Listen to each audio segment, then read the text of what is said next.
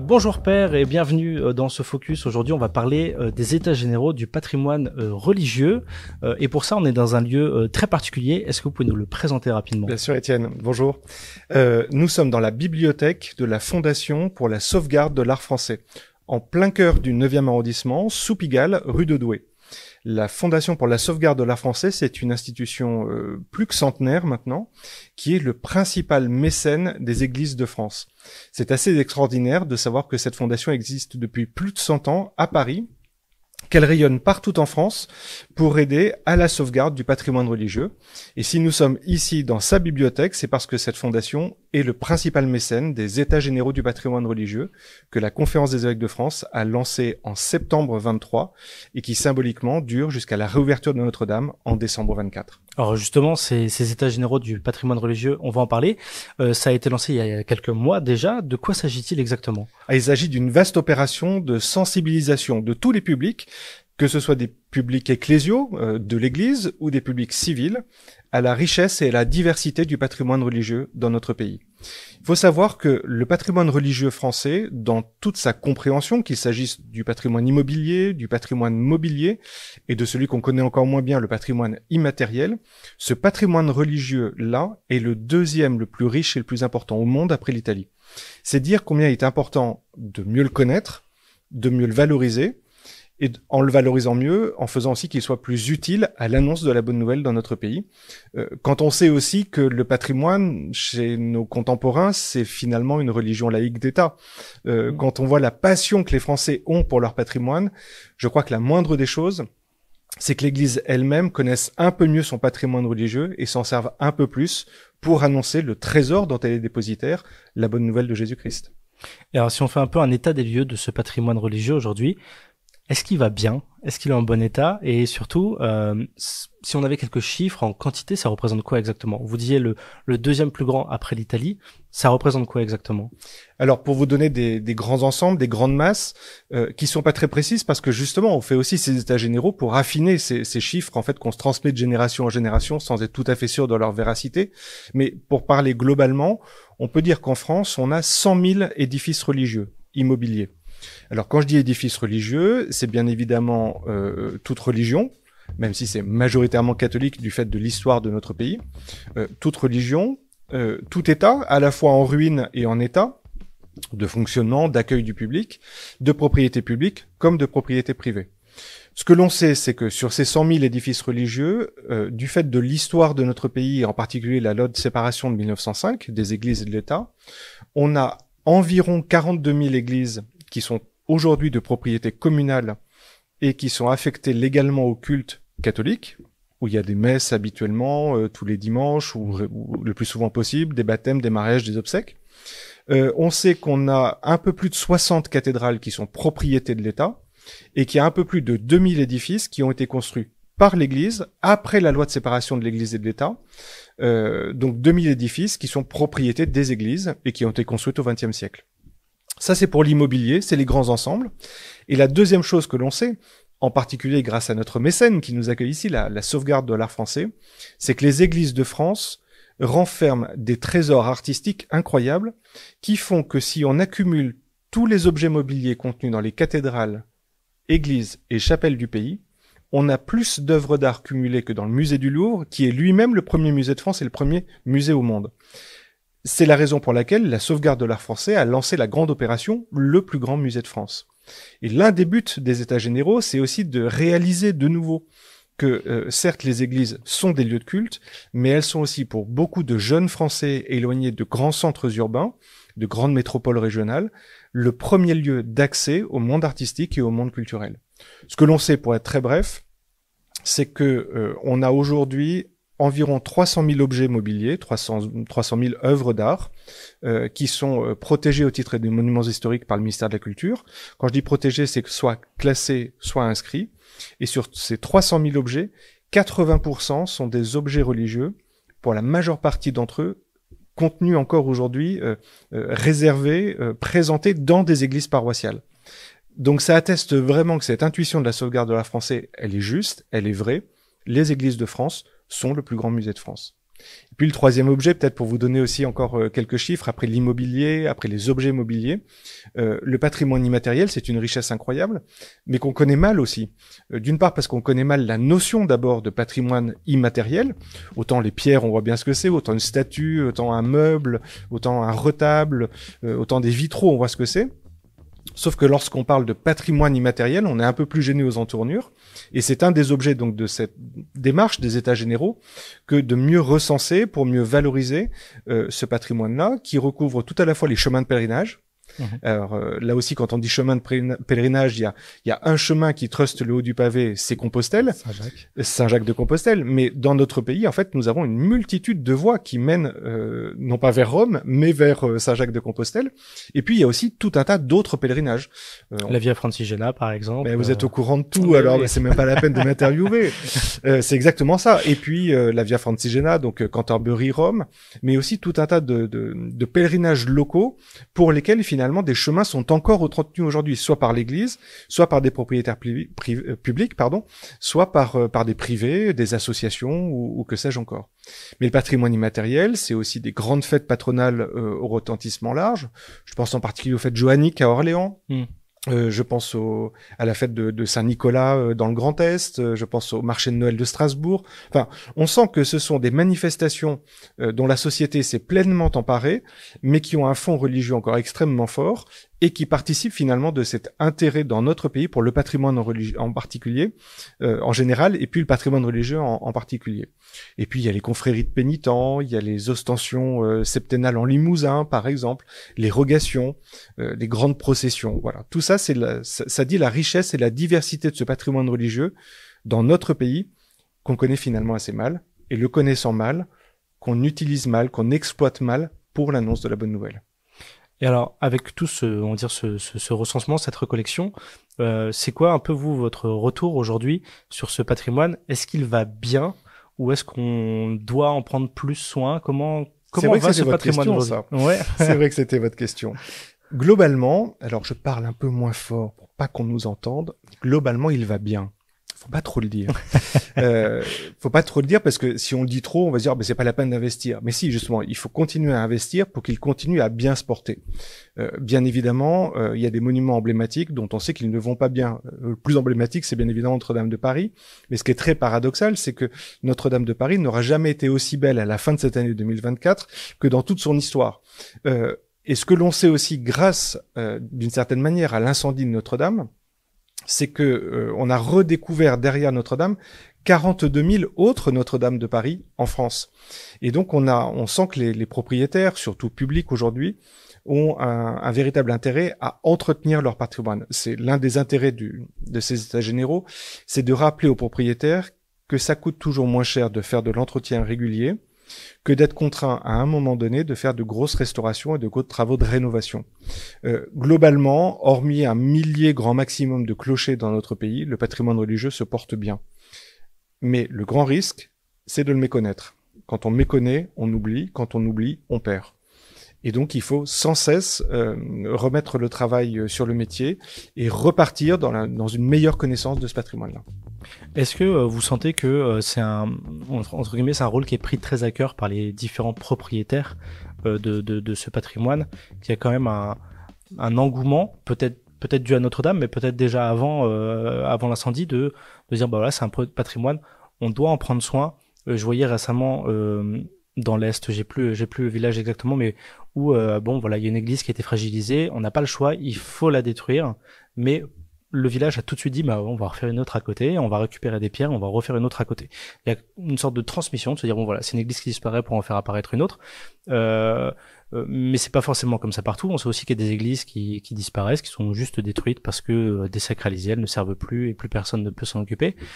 Est-ce que vous sentez que ce soit en termes dans le public, au sein des diocèses ou au sein des propriétaires privés, qu'il y a quand même, de manière générale, un véritable intérêt pour l'entretien de ces monuments? Alors, je suis toujours gêné pour parler des propriétaires des édifices, parce qu'en fait, en termes de sociologie, on dit souvent qu'il y a plusieurs propriétaires. Il y a le propriétaire légal, qui, dans notre pays, est majoritairement la commune, Depuis 1905, les communes sont propriétaires des églises. C'est le propriétaire légal. Il y a le propriétaire de fait, qui est l'affectataire, qui est l'église, qui est le seul usager. C'est généralement le curé qui a la clé ou qui la délègue à quelqu'un, mais j'allais dire c'est le propriétaire de fait. Et puis il y a un autre propriétaire qu'on oublie souvent, mais qui est le propriétaire symbolique. C'est le villageois qui a toujours vu l'église ici, qu'il soit pratiquant ou pas, qu'il soit croyant ou pas. Le clocher de l'édifice apparaît vraiment comme un repère dans son existence et façonne d'une certaine manière à la fois le paysage urbain, le paysage de la France, mais aussi le paysage de chacune de nos vies.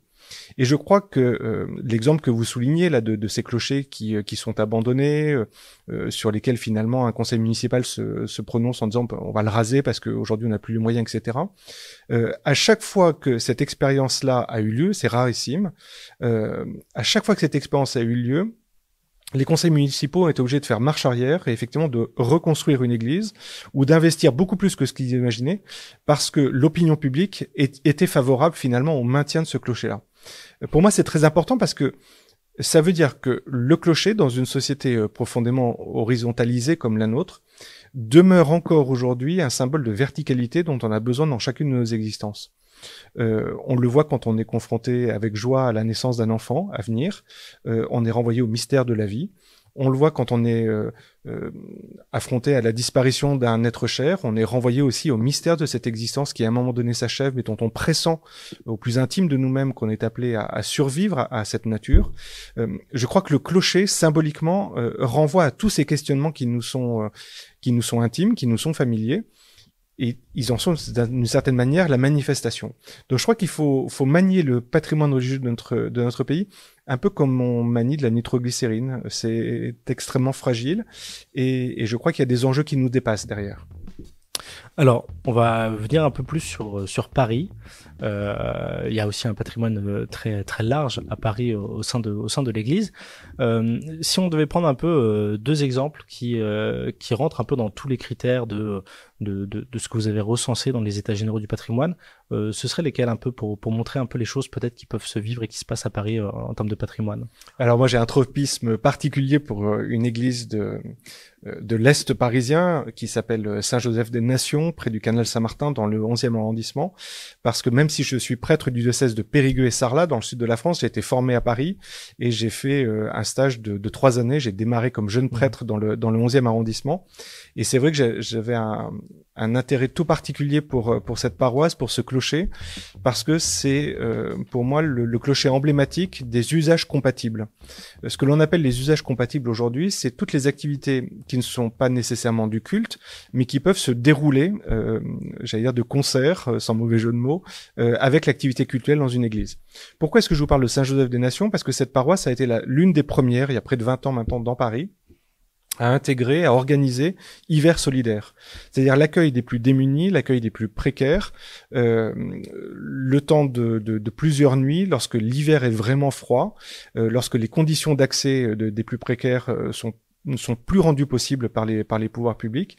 Et pourquoi Saint-Joseph-des-Nations a été l'une des premières paroisses à proposer hiver solidaire? C'est parce qu'elle avait déjà l'antériorité de la pratique des petits déjeuners du dimanche matin, qui se déroulait dans l'église et qui faisait que, moi je le voyais en tant que séminariste, on n'arrivait pas à distinguer, et j'en étais très heureux, ceux qui venaient pour les petits déjeuners de ceux qui venaient pour la messe.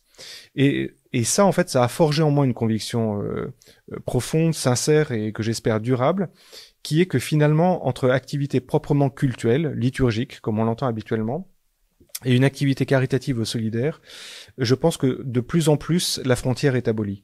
Et qu'il faut avoir conscience que lorsqu'on sert un repas à des nécessiteux dans une église, on le fait pas en contradiction avec la messe, on le fait pas d'une manière irrespectueuse à l'égard de la célébration de la messe. Ça n'est jamais, de mon point de vue, que la poursuite et la continuation de ce que l'on a célébré.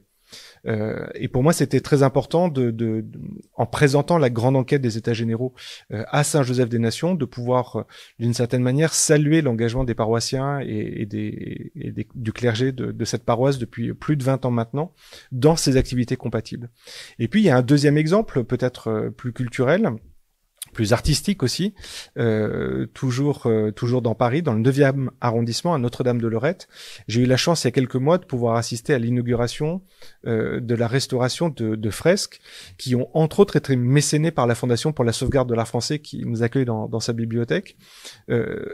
Parce que ça redit aussi d'une certaine manière que quand on vient en touriste à Paris, certes, on peut aller au Louvre, certes, on peut aller visiter l'Arc de Triomphe ou la Tour Eiffel, que sais-je, mais aussi, on peut également pousser les portes des églises et découvrir, j'allais dire de manière beaucoup plus gratuite qu'ailleurs, des dons qui nous sont faits par les générations précédentes, et notamment tous ces dons de statuaires, de vitraux, de peintures, de fresques, d'objets mobiliers qui s'offrent à notre contemplation, et parce qu'ils sont beaux, nous invite aussi à saluer celui qui est à l'origine de toute beauté, le beau avec un grand B.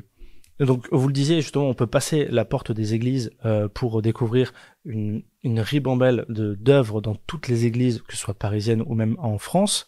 Comment est-ce que nous, grand public, ça peut nous faire prendre conscience, peut-être quel est notre rôle à jouer à partir dès maintenant dans la sauvegarde de ce patrimoine? On parlait justement du rôle des propriétaires, des affectataires, mais finalement, nous, grand public, est-ce qu'on n'a pas un rôle aussi, au-delà d'aller voir ces œuvres pour les faire vivre par notre regard, ce patrimoine immatériel, d'y participer entre guillemets pour le faire vivre, comment est-ce que nous on peut s'engager pour participer à la sauvegarde de ce patrimoine? Alors, je trouve que l'une des richesses du diocèse de Paris, c'est de compter beaucoup d'associations, de nombreuses associations, qui œuvrent à la préservation, à la valorisation et à la présentation de ce patrimoine religieux. J'en cite deux. Le premier, c'est l'association Les Trésors de Paris, une association extraordinaire qui s'est donnée pour mission, depuis plusieurs décennies maintenant, de présenter les richesses des trésors des églises de Paris aux scolaires. Et on sait que quand on rejoint les scolaires, finalement, on rejoint aussi les familles. Et je suis très heureux de collaborer souvent avec les Trésors de Paris, notamment au travers de la Nuit des Églises que l'on organise tous les ans, fin juin, début juillet. Et l'an passé, en 2023, on a pu, à notre manière, célébrer le 25e anniversaire du classement des chemins de Compostelle au patrimoine mondial de l'humanité par l'UNESCO, en organisant à la fin du printemps et au début de l'été une découverte des chemins de Saint-Jacques de Compostelle dans Paris. En fait, on a un chemin qui part de Paris, la Tour Saint-Jacques, dans le 4e arrondissement, qui, j'allais dire, balafre, cicatrice Paris, enfin, plus élégamment, se dessine dans Paris, avec la fameuse rue Saint-Jacques, et on a achevé notre parcours à Saint-Jacques-du-Haut-Pas, dans le 5e arrondissement. Et d'ailleurs, on a pu marcher avec les enfants et leurs familles sur les pas de Saint-Jacques de Compostelle, en suivant justement les coquilles Saint-Jacques qui marquent le chemin dans Paris.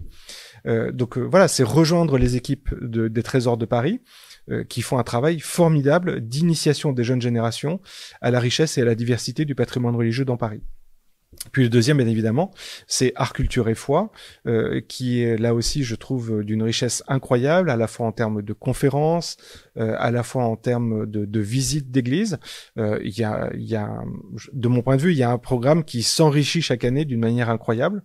Avec des visites audio. Avec des visites audio, avec des moyens qui sont sans cesse renouvelés et déployés, qui, moi, me semblent très intéressants, très pertinents, et qui permettent aussi, d'une certaine manière, de partager le trésor dont nous sommes dépositaires et de ne pas le garder jalousement dans des vases, mais au contraire de permettre à beaucoup d'autres qui sont très éloignés de la foi chrétienne de pouvoir en bénéficier.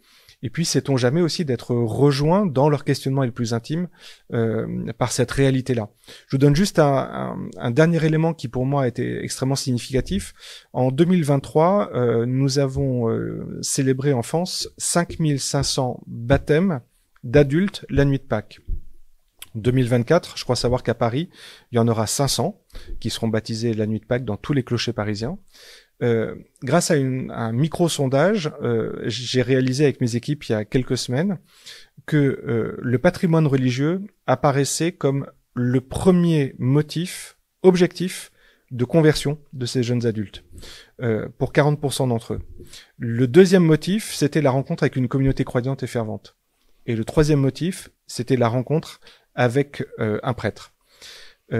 Si le patrimoine religieux apparaît en premier et sur la première place du podium des éléments objectifs qui peuvent caractériser un phénomène de conversion, Je crois que ça doit pouvoir mobiliser toutes les ressources d'une église diocésaine pour faire que ce patrimoine soit véritablement utilisé pour ce pourquoi il a été initialement conçu, c'est-à-dire l'annonce de la bonne nouvelle, et qu'on prenne conscience de ces chiffres-là qui pour moi sont vraiment importants.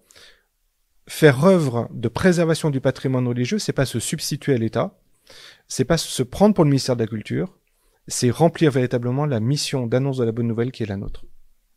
Merci beaucoup, Père. Pour Merci, terminer, j'aurais une dernière question. Donc, les états généraux du patrimoine religieux, c'est jusqu'à la fin de l'année, jusque décembre 2024, avec la réouverture de Notre-Dame. Si d'ici là, je veux m'y intéresser, peut-être retrouver plus d'informations sur ces états généraux et un peu, je crois qu'il y a des points réguliers, justement. Comment est-ce que je peux faire pour me renseigner? On se rend sur www.étatsgénérauxdupatrimoine-religieux.fr. C'est compliqué à taper, mais une fois qu'on l'a tapé, ça reste en mémoire dans la barre de recherche. En favori. En favori, étatsgénérauxdupatrimoine-religieux.fr. Ça permet de suivre toute l'actualité de cette démarche jusqu'à la réouverture de Notre-Dame de Paris. Ça permet aussi d'être tenu informé de tous les rendez-vous qu'on organise, généralement tous les mois, effectivement, jusqu'au 7 décembre de cette année. Parfait. Et le mot de la fin, si vous aviez une chose à dire aux personnes pour qu'elles aillent s'intéresser au patrimoine, ce serait quoi? Venez et voyez. Merci beaucoup, Père. Merci, Étienne.